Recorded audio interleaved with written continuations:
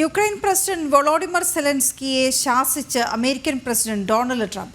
നിരവധി മനുഷ്യരുടെ ജീവിതം കൊണ്ട് പന്താടുകയാണ് സെലൻസ്കി എന്ന് ട്രംപ് വിമർശിച്ചു. അമേരിക്കയെയും പ്രസിഡന്റ് ട്രംപിനെയും സെലൻസ്കി അപമാനിക്കുകയാണെന്നും ട്രംപ് വിമർശിച്ചു.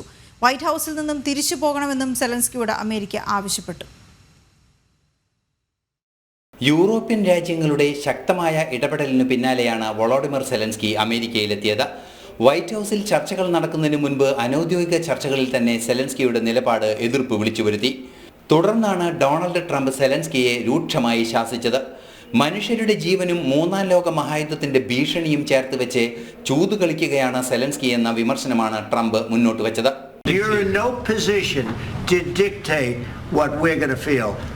We're going to feel very good. Feel influenced. We're going to feel very good and very strong. You will feel influenced. You're right now not in a very good position.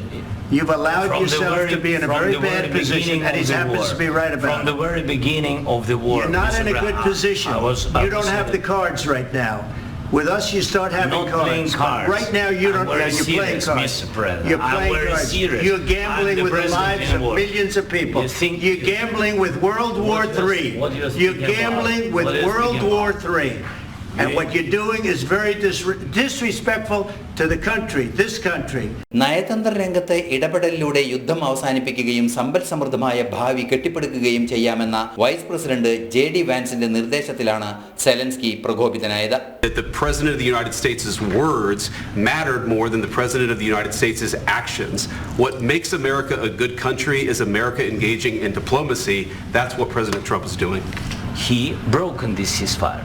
He killed our people and he didn't exchange prisoners. We signed the exchange of prisoners, but he didn't do it. What kind of diplomacy, JD, you are speaking about? What do you mean?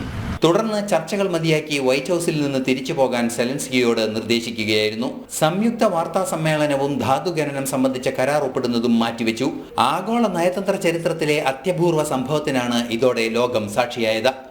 International desk, ജനം.